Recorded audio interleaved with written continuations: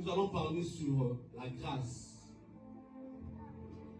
C'est un thème très important à laquelle Dieu a voulu à ce que nous puissions parler, que je puisse prêcher sur cela. Non, moi, ce n'est pas vraiment une prédication. Je serai comme un enseignant, mais pendant peut-être 30 minutes. Comme je l'avais dit, comme je l'ai dit souvent, l'Église grandit par les enseignements. Ce ne sont pas les prières qui font grandir une Église. C'est d'abord l'enseignement. Si vous lisez la Bible, vous allez comprendre que l'enseignement est la basique d'une Église. Sans l'enseignement, vous pouvez prier, vous pouvez crier. Ça ne va rien changer. D'ailleurs, pour monter dans une dimension supérieure, dans la spiritualité, pour connaître Dieu plus profondément, ce n'est pas seulement par la prière. Parce que tu peux pas prier, tu peux crier, mais tant que tu n'as pas la connaissance, ça ne sert à rien. Tu pries seulement. Tu deviens seulement chaud, mais tu ne connais pas Dieu. C'est au travers des enseignements que tu vas découvrir certaines choses que tu ne connaissais pas avant. Que tu vas découvrir que Dieu ne se limite seulement pas à être Père. Que Dieu a plusieurs dimensions. Tu vas connaître que à part l'Église, il y a encore un autre esprit. À part la terre, il y a encore un autre cieux. À part la terre, il y a encore un autre monde. À part la terre, là, il y a encore des esprits qui vivent dans les eaux. Mais on doit t'enseigner cela pour te permettre de comprendre. Si on ne t'enseigne pas que dans des familles, l'église et les combats spirituels, tu ne vas pas aussi savoir. On doit t'enseigner. Et Dieu nous a fait peut-être grâce de connaître peut-être deux, trois choses pour les partager avec son Église. Alléluia. Rapidement, Merveille, je vais prendre Éphésiens chapitre 1er, verset 17. Je prends Éphésiens chapitre 1er, verset 17. Rapidement. Éphésiens chapitre 1er, verset 17. Afin que le Dieu de notre Seigneur Jésus-Christ, le Père de gloire, vous donne un esprit de sagesse et de révélation dans sa connaissance. Prépare-moi, Romains chapitre 5, verset 17 à 21. La Bible dit dans le livre d'Éphésiens, afin que le Dieu de gloire, par son esprit, vous donne l'esprit de la sagesse, l'esprit de la révélation dans la connaissance de la parole. Alléluia. Rapidement, Romains chapitre 5, verset 17 à 21. Vite fait. Romains 5, 17 à 21. Si par l'offense d'un seul, la mort a régné par lui seul, à plus forte raison, ceux qui reçoivent l'abondance de la grâce et du don de la justice régneront-ils dans la vie par Jésus-Christ lui seul. Ainsi donc, comme par une seule offense, la condamnation a atteint tous les hommes, de même par un seul acte de justice, la justification qui donne la vie s'étend à tous les hommes. Car comme par la désobéissance d'un seul homme, beaucoup ont été rendus pécheurs, de même par l'obéissance d'un seul, beaucoup seront rendus justes. Or, la loi est intervenue pour que l'offense abondât, mais là où le péché a abondé, la grâce a surabondé. Répète cela, là où quoi? Là où le péché a abondé, la grâce a surabondé. Là où le péché a abondé, la grâce a surabondé. 21. Afin que, comme le péché a régné par la mort, ainsi la grâce régna par la justice pour la vie éternelle, par Jésus-Christ notre Seigneur. Alléluia. Amen. Tu prends chapitre 6 qui suit, chapitre 6, verset 14.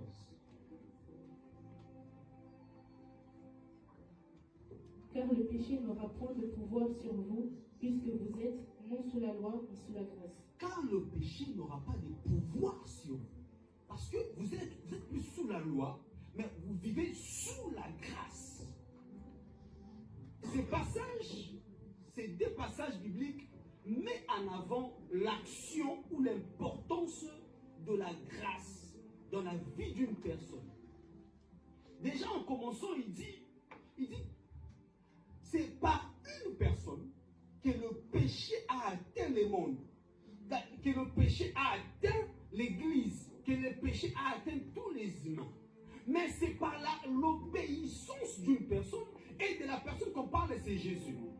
On dit c'est maintenant par l'obéissance de cette personne que qu'est-ce qui va se passer? Que les péchés là vont faire quoi? Vont tomber et l'homme aura droit à la vie. L'homme a droit à la vie au travers de Jésus. Alléluia. C'est quoi la grâce? Déjà la grâce, elle est écrite, mais elle est reprise 430 fois dans la Bible et dans la version du second. 430 fois pour voir déjà l'importance ou la grandeur de ces mots grâce. Elle est reprise 430 fois dans la Bible. Et à part ça, en hébreu, les mots grâce en hébreu signifient chaîne. Chaîne. Ça se prononce ken. Ken qui signifie ken englobe en fait, elle englobe plusieurs mots à l'intérieur. C'est-à-dire, elle englobe l'amour de Dieu, elle englobe la bonté, elle englobe la faveur, elle englobe les dons, elle englobe l'élégance, elle englobe la bonté. Le mot ken veut dire don, bonté, élégance, charme, beauté, faveur. Elle englobe beaucoup de choses. Mais tout cela, c'est dans la grâce. Alléluia.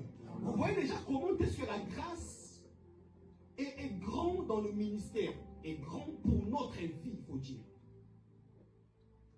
Alléluia. Amen. La grâce, c'est un don immérité de Dieu. C'est quelque chose que tu n'as pas peut-être voulu, mais Dieu te l'a accordé. C'est quelque chose que tu n'as pas fourni des efforts, mais Dieu te l'a donné. Peut-être là où toi, tu as peut-être un mariage, d'autres ils le cherchent. Hein? Mais toi, Dieu t'a fait peut-être grâce. Tu t'es marié jeune. Tu t'es marié avec des problèmes. Avec la complication de votre famille, Dieu t'a fait peut-être grâce, tu es marié. Mais d'autres, ils n'ont pas peut-être trouvé cette grâce-là. Ils ne sont pas mariés. Ils en cherchent dans des montagnes, ils prient des Seigneur Nabala. Seigneur Nabala. Mais toi, Dieu t'a fait grâce peut-être d'avoir des enfants. D'autres, peut-être, ils sont encore en train de chercher. Dieu t'a fait grâce, tu as un boulot. D'autres sont encore en train de chercher. Donc, c'est un don immérité. Tu n'as pas peut-être... donc, normalement, tu n'as pas mérité cela. C'est Dieu qui te l'a fait gratuitement. Alléluia. D'ailleurs, dans d'autres versions bibliques, telles que Paroles vivantes, Shuraki, Darby, ils définissent la grâce comme étant l'amour de Dieu. La grâce, elle est définie aussi comme étant les bienfaits de Dieu. Donc, à chaque fois que tu vois quelque chose de bien t'arrive, il faut savoir que tu es sous une saison de la grâce. Et c'est le ciel qui te l'a accordé. Ce n'est pas parce que tu es beau, mais c'est le ciel qui te l'a accordé. Parce que la grâce, c'est l'expression de l'amour de Dieu pour un humain.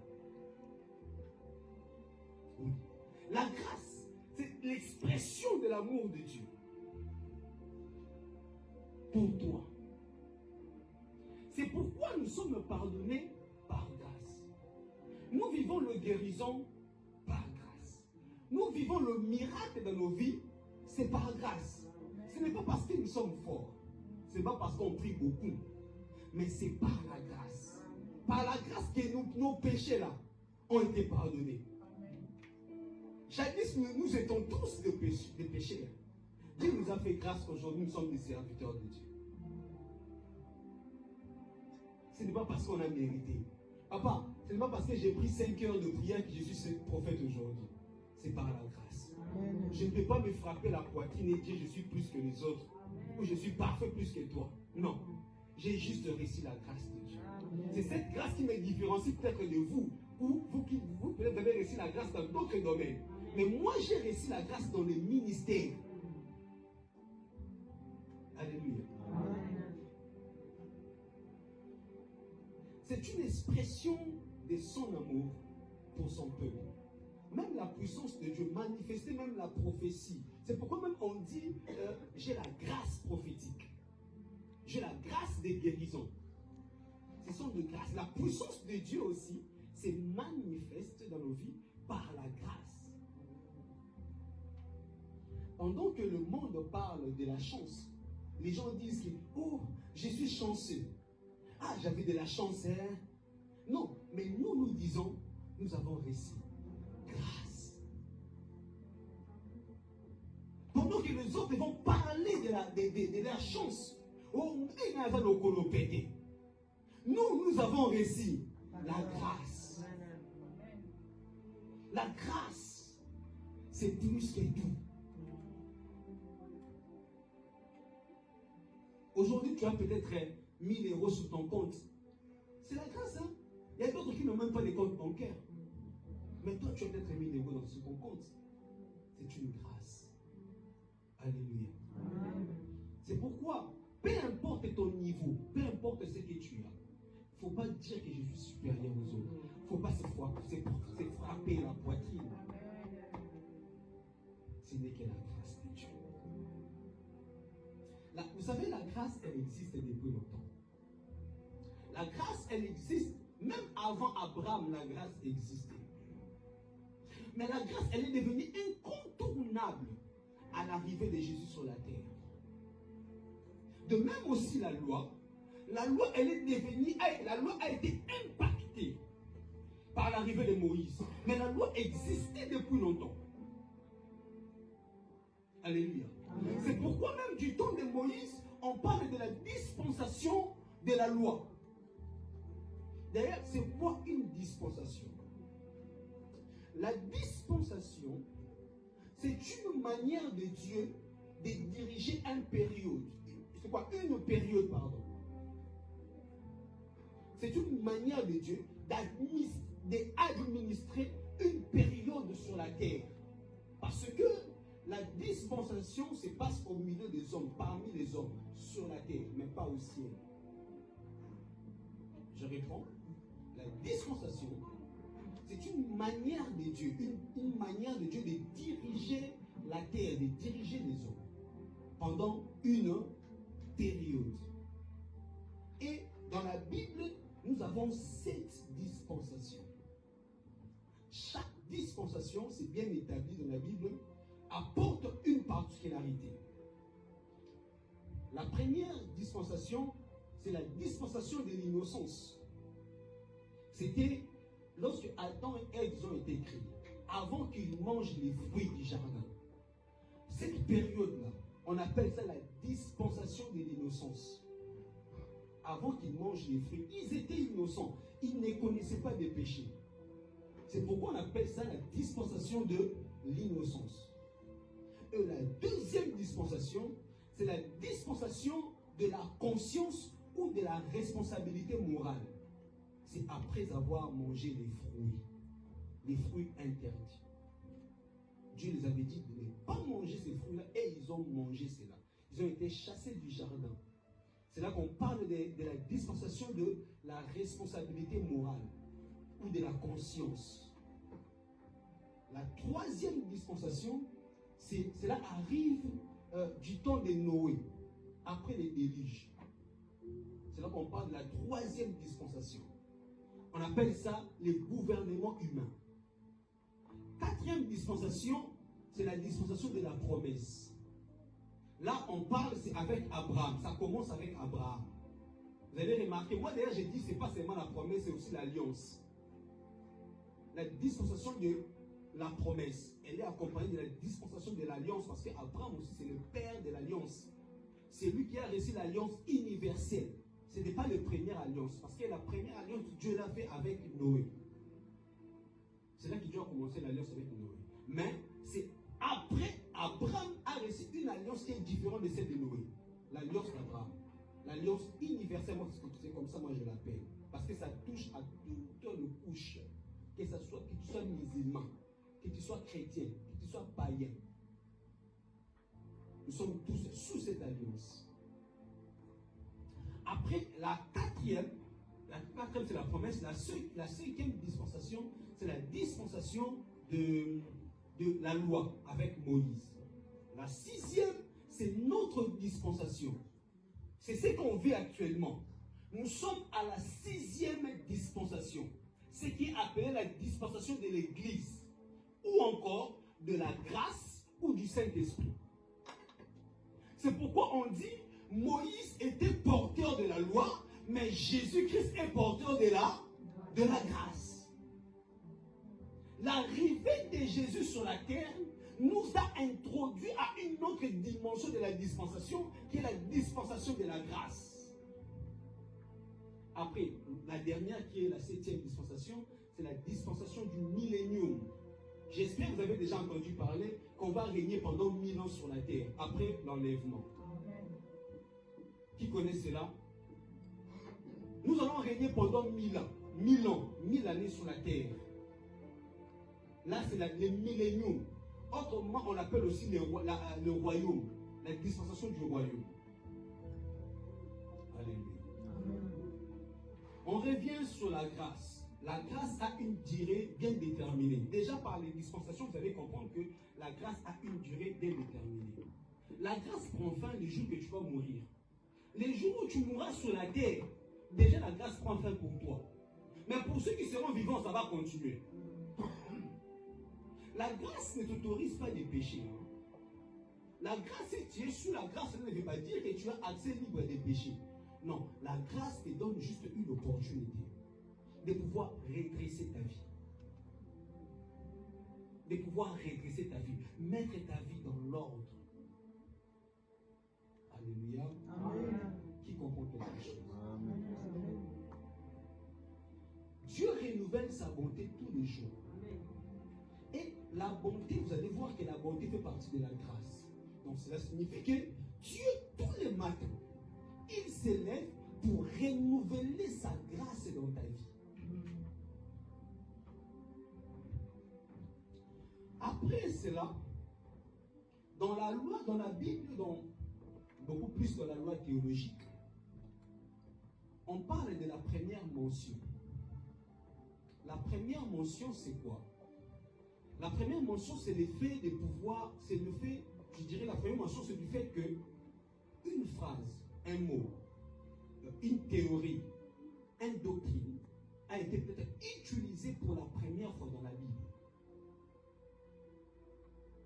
La première fois qu'on a utilisé le mot grâce.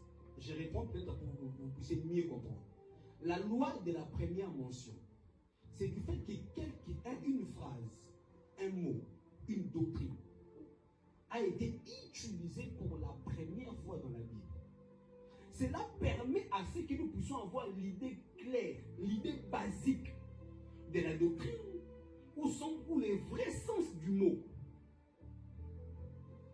Maintenant, on va chercher à savoir quand est-ce que la grâce a été utilisée pour la première fois dans la Bible. C'est à partir de là que nous allons comprendre le vrai sens de la grâce. Alléluia. Amen. Genèse chapitre 6. Genèse chapitre 6, verset 5 à 8.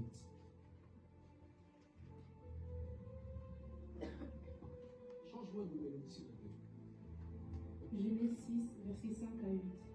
L'Éternel vit que la méchanceté des hommes était grande sur la terre, et que toutes les pensées de leur cœur se portaient chaque jour uniquement vers le mal.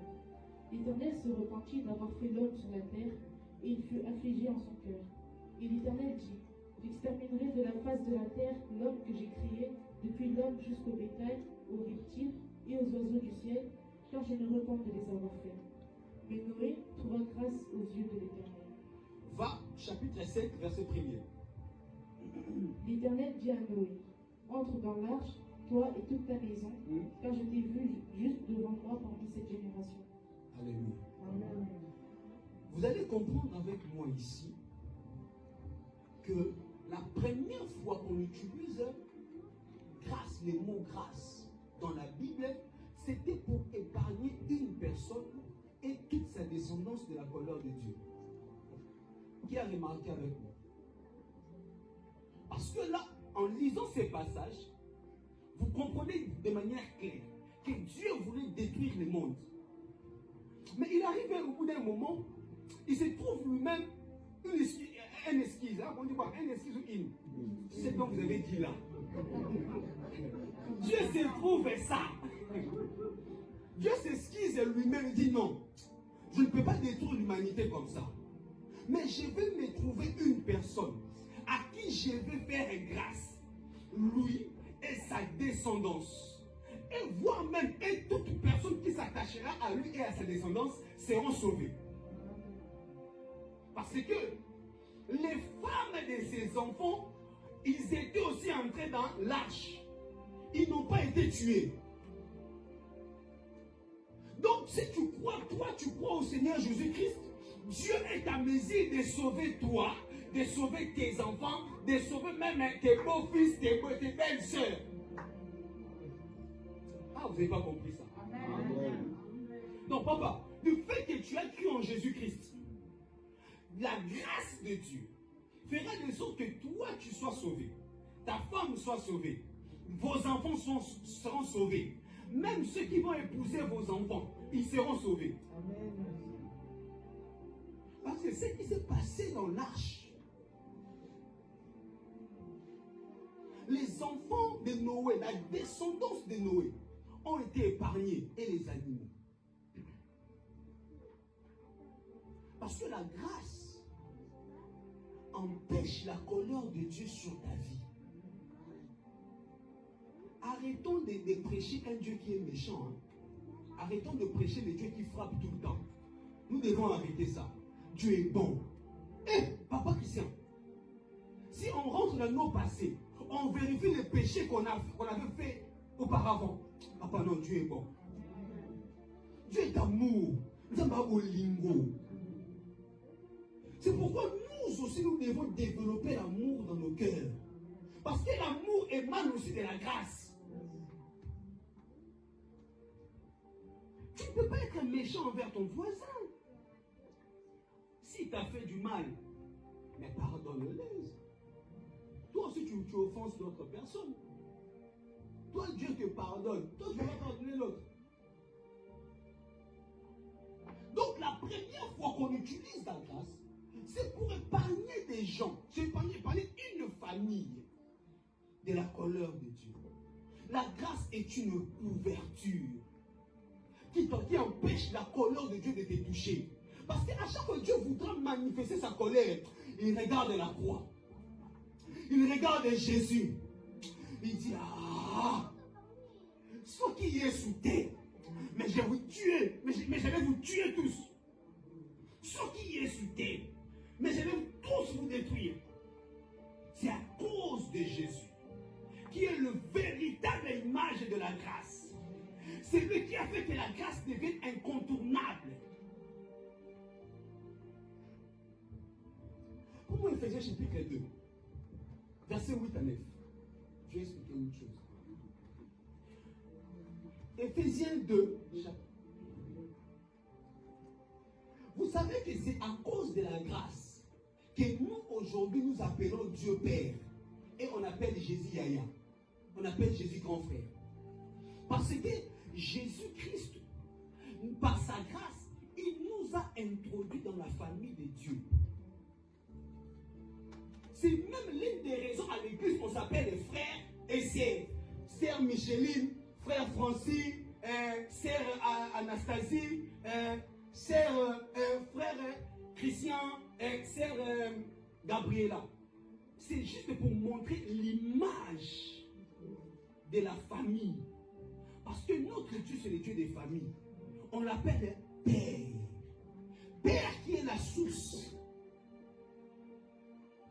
Et on appelle Jésus comment? Grand frère, notre Yaya. C'est pourquoi Romains dit ceci. Dieu a fait quoi? Romains chapitre 8, verset 29. La Bible dit, il est le premier. Non, il ne faut pas lire. Il est le premier-né d'entre tous ses frères.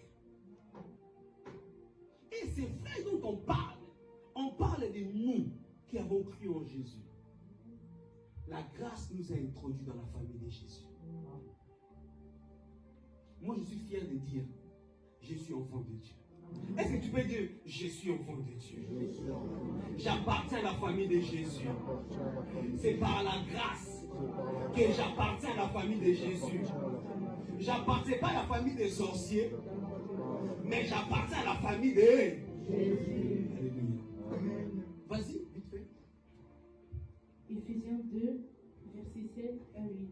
Afin de montrer dans les siècles à venir l'infinie richesse de sa grâce par sa bonté envers nous en Jésus-Christ. Car c'est par la grâce que vous êtes sauvés par le moyen de la foi. Et cela ne vient pas de vous, c'est le don de Dieu.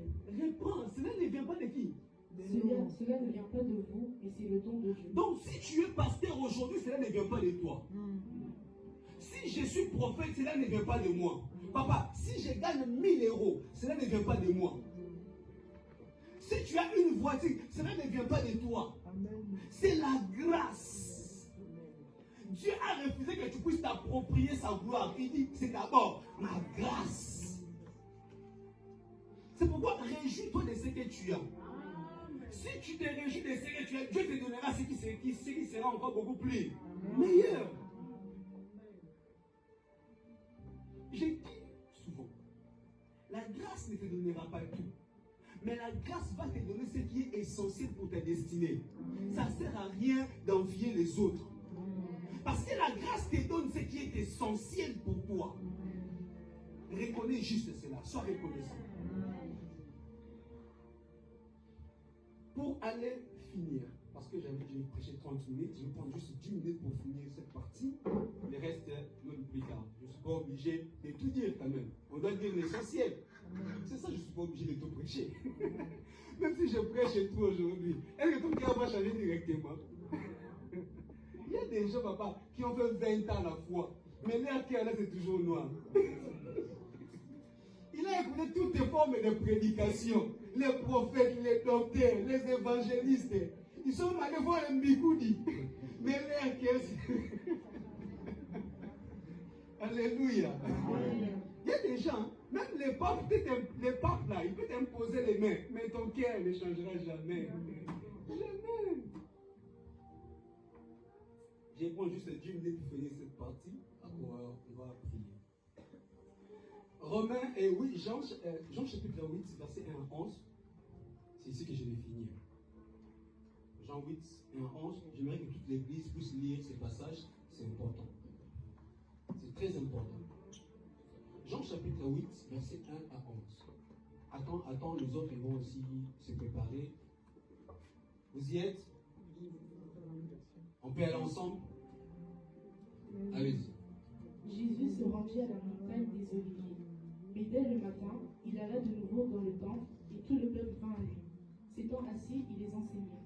Alors les scribes et les pharisiens amenèrent une femme, surprise en adultère, et la plaçant au milieu du peuple, ils dirent à Jésus: Maître, cette femme a été surprise en flagrant délit d'adultère.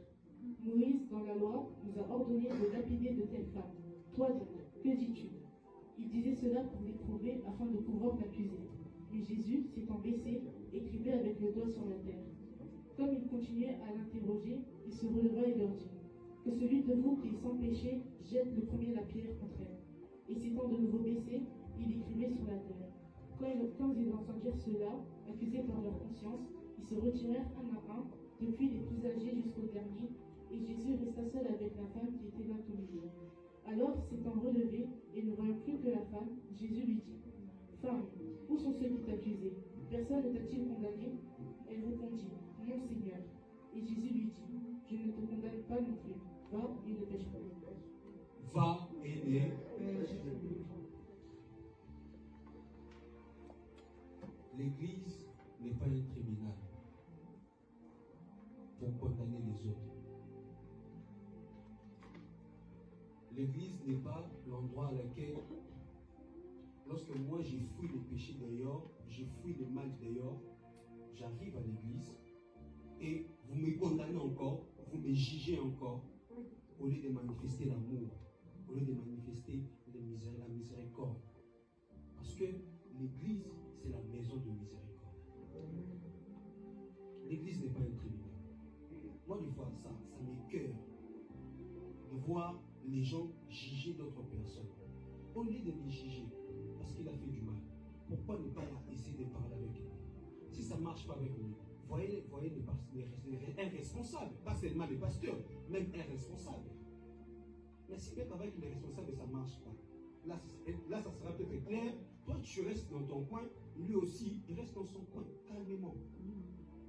L'Église doit être le symbole de l'amour.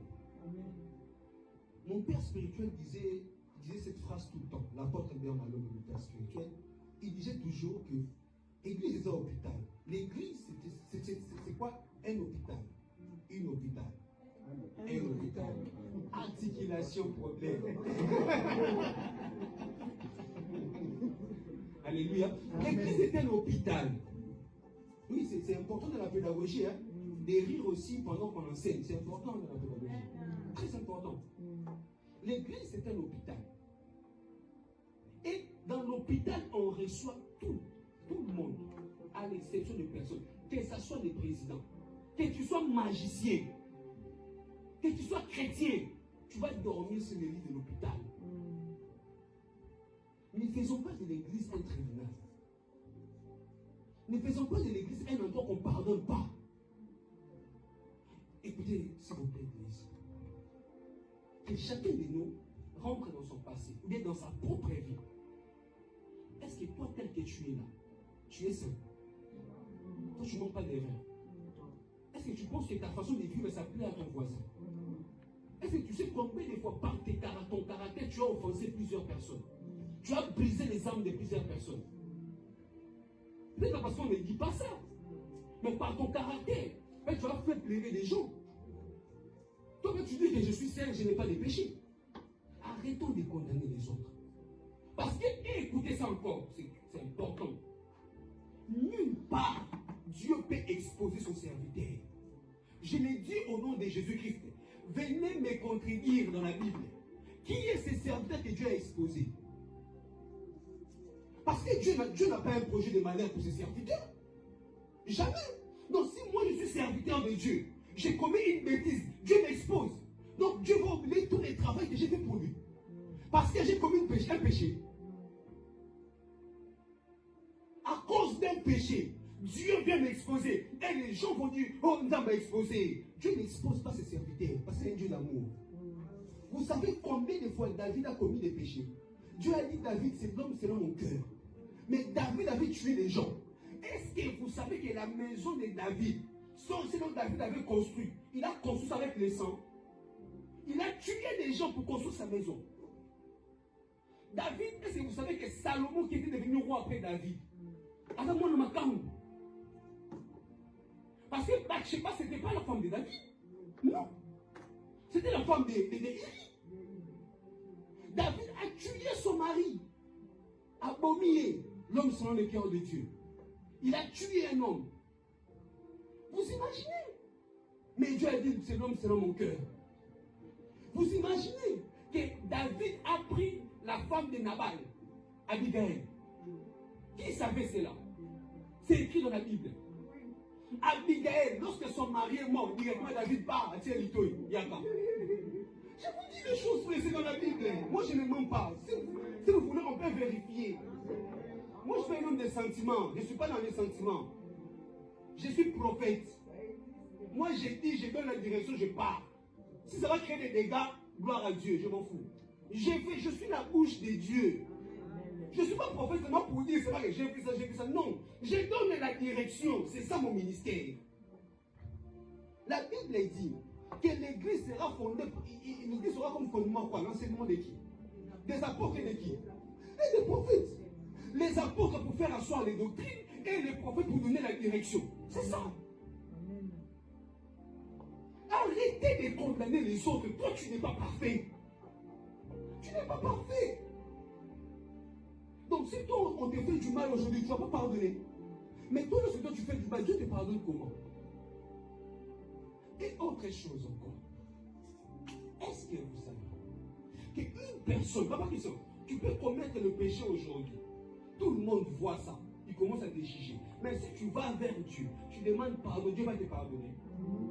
Maintenant, si Dieu te pardonne et il te juge, papa, et Saloni, si déjà Dieu t'a pardonné, les jugements des hommes, ça va te faire quoi?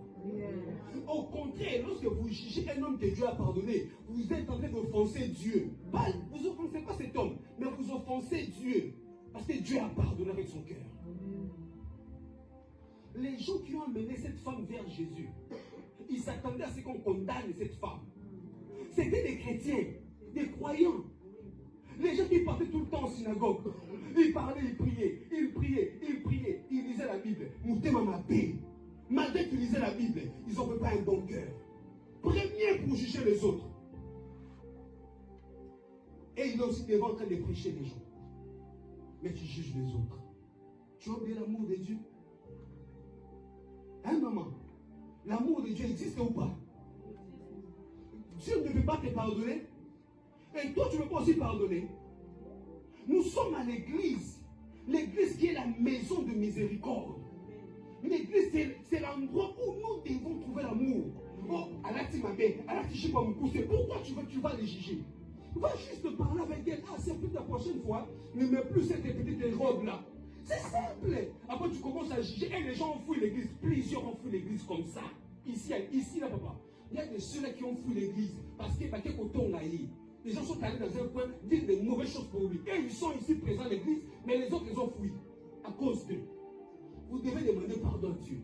Aujourd'hui, vous allez demander pardon à Dieu. Même si tu ne veux pas le faire ici en public, va le faire dans ta chambre. Je suis prophète, je donne la direction. Si tu veux écouter, je m'en fous. Si tu n'écoutes pas, je m'en fous. Moi, l'essentiel, j'ai dit ce que Dieu m'a dit de dire. Moi, je ne suis pas parfait.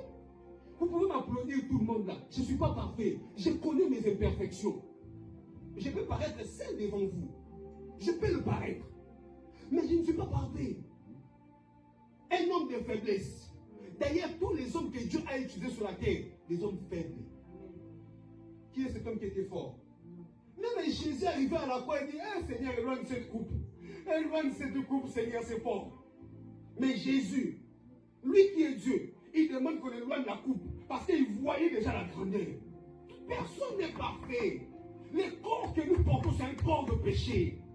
Je donne la direction. Alléluia. Arrêtons de prêcher un Dieu méchant. C'est par amour que les gens vont remplir cette salle. C'est par amour. Ce n'est pas en jugeant les autres. Oh, on a ça 10 ans l'église. Oh, j'ai un mot à dire. Non, ce n'est pas d'abord ça. Ayez l'amour dans vos cœurs. Pardonnez-vous les uns et les autres. Parole du Seigneur. Est-ce qu'on peut se tenir debout?